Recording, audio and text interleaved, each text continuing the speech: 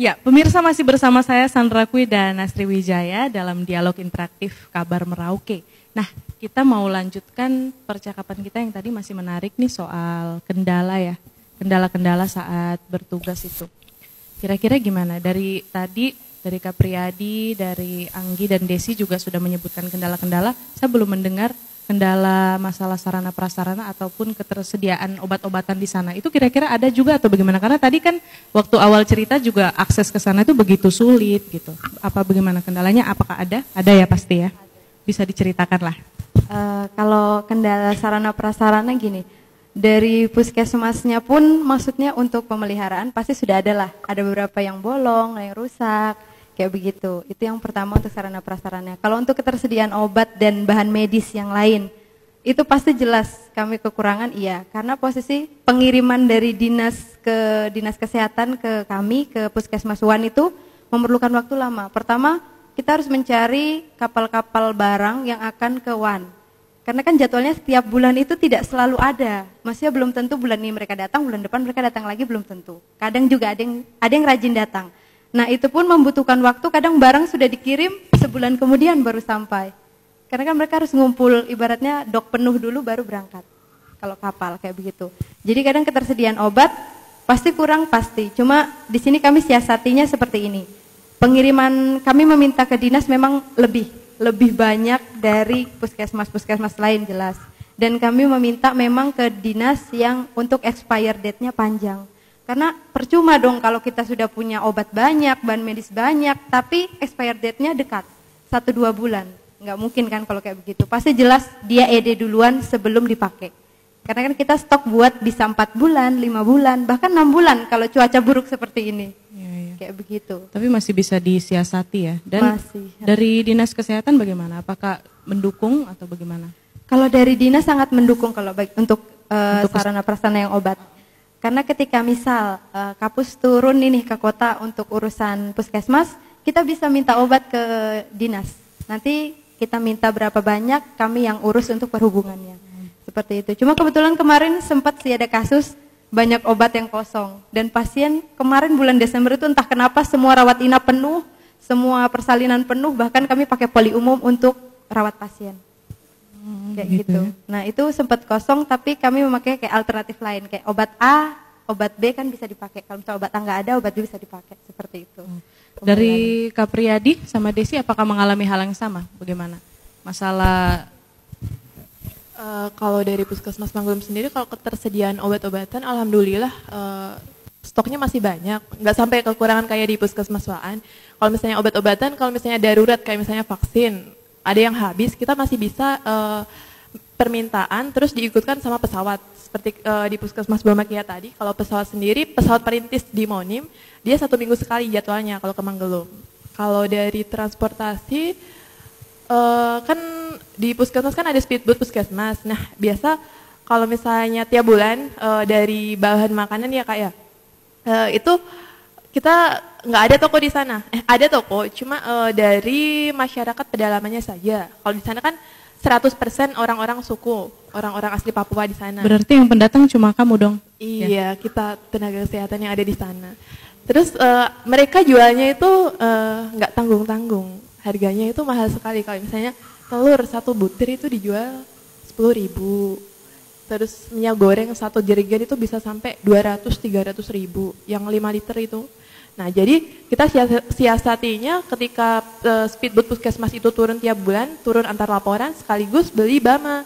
Nah tapi kalau misalnya Bama sendiri itu kadang nggak sampai 1 bulan itu udah habis. Kalau misalnya beras kayak gitu masih ada. Cuma yang bahan makanan kayak misalnya lauk pauk, sayur kayak gitu. Kita yang harus putar otak sendiri. Soalnya kalau misalnya masyarakat di sana itu nggak terlalu banyak menanam sayur-sayuran yang kayak misalnya sayuran lauk pauk itu susah di sana. Iya, walaupun kan kalau saya kan Puskesmas Manggulum kan dia jalurnya udara sama sungai. Nah sungai, walaupun ada sungai besar di situ, tapi dia tuh nggak menghasilkan, nggak ada ikan di situ. Jadi kalau misalnya lauk pauk ya dari kaleng-kalengan, telur nggak sampai 1 bulan itu pasti udah habis duluan. Kalau dari masyarakat kadang kan ada yang antar, ya sayurannya daun singkong, terus sagu, kangkung kadang ada, kadang enggak. Yang paling sering itu daun singkong. Jadi bisa dikreasi, yang dibuat bakwan, yang disanten, terus yang ditumis, ya gitu-gitu terus. Dengar-dengar katanya pernah sampai ini ya, Mbak, sampai makan apa? Harus makan sagu karena itu sagu karena memang sudah sama sekali kehabisan bahan makanan. Iya, sagu pernah. Ya divariasi kan ada teman-teman juga yang dari Sulawesi kan dibuat apa? Papeda. Iya, gitu. Oke, nah sekarang teman-teman, ini di sana ini kan teman-teman jalan ke sana program dari pusat ya, pemerintah pusat. Nah, kira-kira peran pemerintah daerah sendiri untuk teman-teman ini selama di pedalaman itu ada tidak? Ataukah mungkin teman-teman cukup merasa terbantukan dengan peran pemerintah daerah? Ya, untuk peran serta pemerintah terhadap kami Nusantara Sehat sendiri untuk sampai saat ini alhamdulillah kami masih diperhatikan ya untuk pemerintah daerah ya. Kalau untuk dari pemerintah dinas kesehatan itu udah pasti diperhatikan. Cuma untuk dari pemerintah daerah sendiri mungkin belum terlalu juga sih. Soalnya contohnya kayak gini, untuk penganggaran apa, kalau di kampung kan ada namanya dana kampung.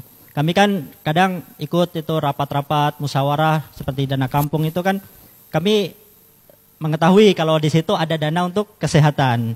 Sedangkan untuk dari pihak distrik sendiri kadang sama sekali tidak libatkan sama sekali itu untuk pembangunan kesehatan. Contohnya untuk pembuatan posyandu, untuk pembuatan jamban sehat di jalan-jalan atau pembuatan tempat air bersih, itu tidak ada aplikasi sama sekali dari pemerintah distrik.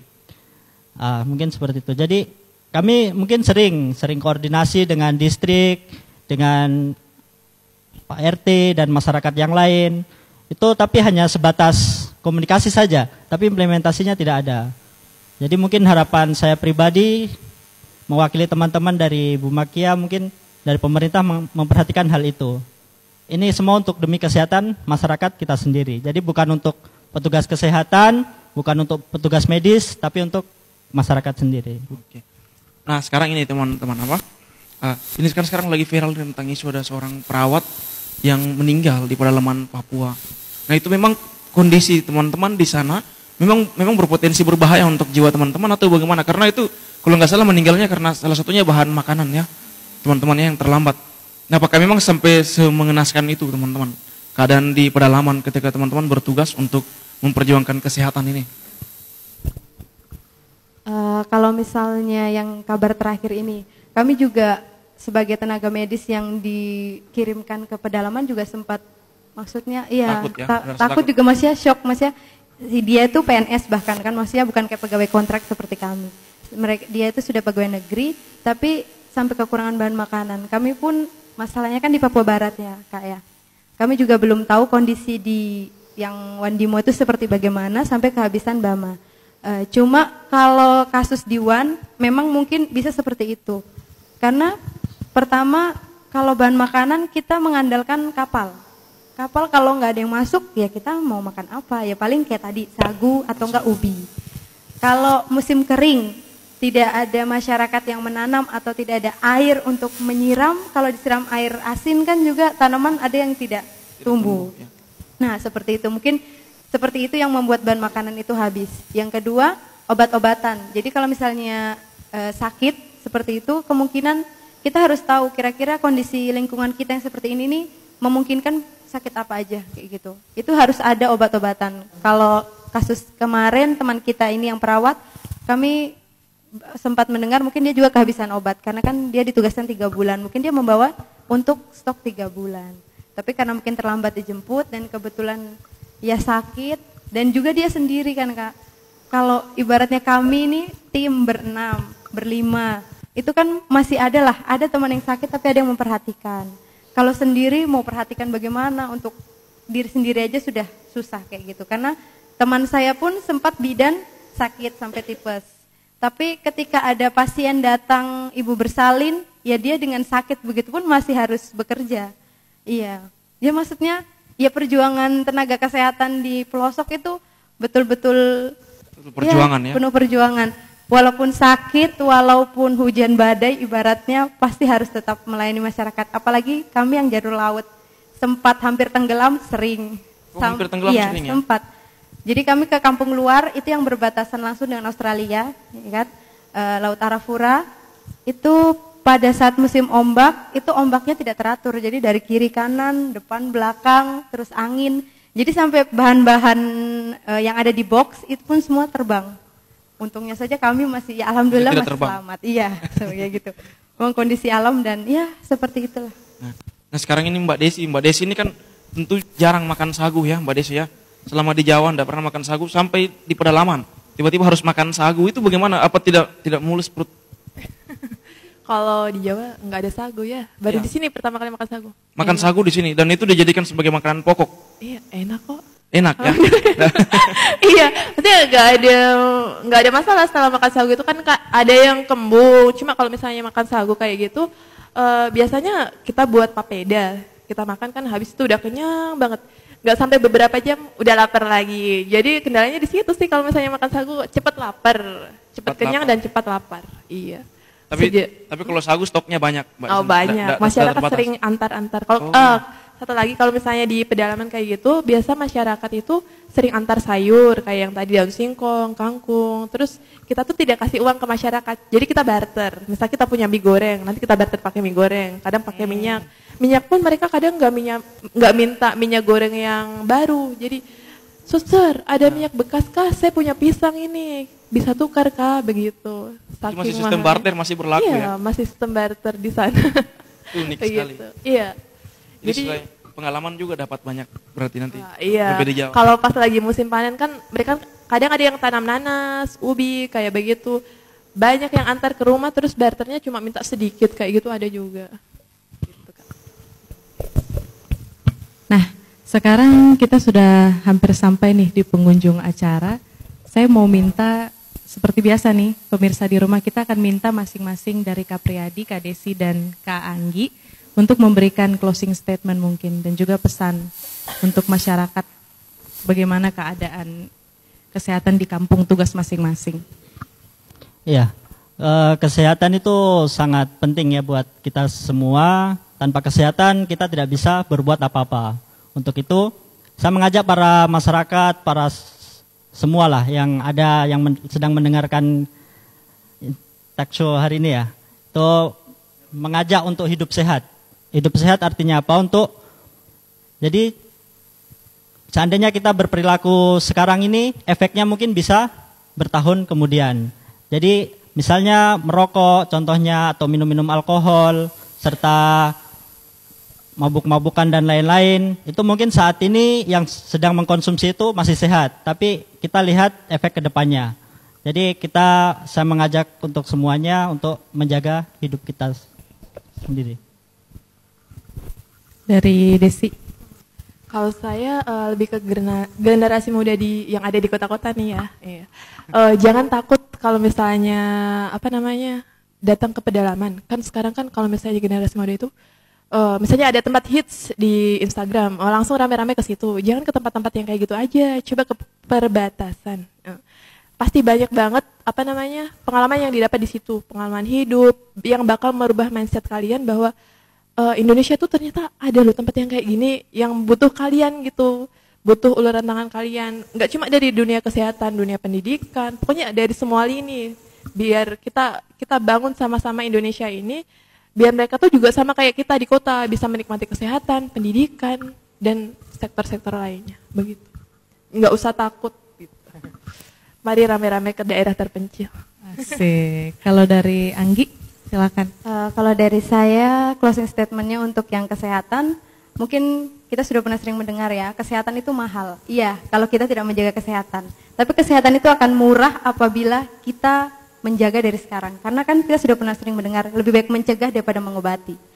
Untuk yang kedua, kepada teman-teman generasi muda di sana, jangan sering kalian bertanya lah, apa yang negara berikan buat kita? Kayak misalnya, apa ada masalah tentang pemerintah, kalian sangat mengomentari di internet banyak sekali. Banyak bilang inilah itulah, sekarang saya kembali bertanya kepada kalian, apa yang sudah kalian berikan buat negara ini? Apa bakti kalian untuk negara? Ya walaupun sekecil mungkin, pasti kita juga harus memberikan buat negara. Jangan hanya bertanya apa yang negara berikan buat kita. Kita juga harus bertanya loh, kita buat apa di sini? Kita hidup di Indonesia, kalau kita tidak berbakti, tidak berguna untuk nusa bangsa kita, untuk apa? Seperti itu. Luar biasa sekali. Terima kasih atas closing statement-nya. Dan pemirsa, inilah akhir dialog interaktif kita kali ini.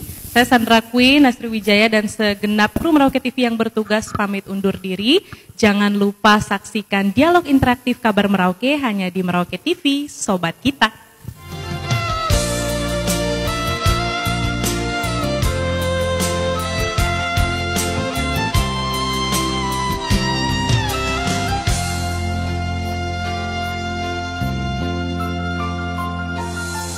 Seiring turunnya kabut di senja hari yang